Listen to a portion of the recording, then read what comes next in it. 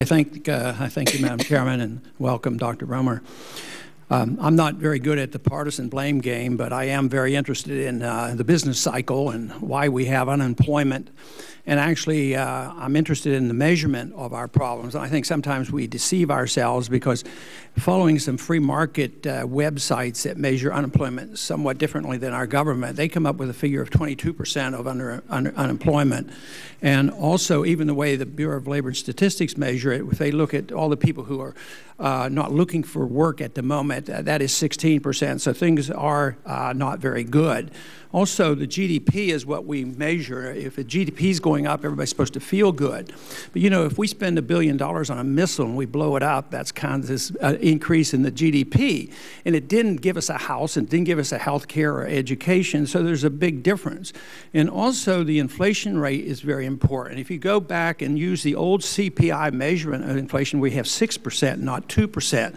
So there's a lot of deception, and the people sense this. I think I think they'd rather hear you know, accurate information than to try to be bamboozled into believing things are just hunky-dory when they know there's a lot of inflation out there.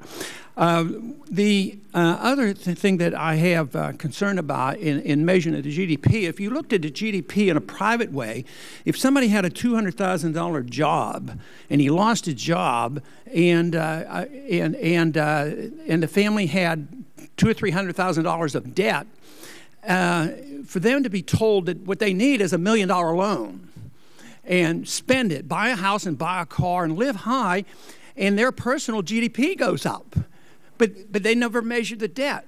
But when we go to the government, we say the government's in debt, they're spending too much. What we need to do is spend, we need to borrow, and the GDP goes up. But if you measure the GDP that goes up because of borrowing, inflating, and spending, and look at that with a better perspective, I would say that you know, maybe the real GDP isn't going up, and maybe that's why we're not having real growth. There's a big difference between people working hard and paying their bills and actually saving some money. I think the biggest fallacy that we have, because we don't have a correction, is we don't understand how we got here. We had too much debt and too much malinvestment, and we haven't dealt with that. And when you get too much of it, you have to liquidate it.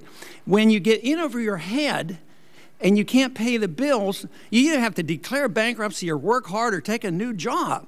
But we can see this as an individual or company, but evidently, you know, our economic theory now is that governments are exempt for those kind of economic rules. And I yield back the balance of my time.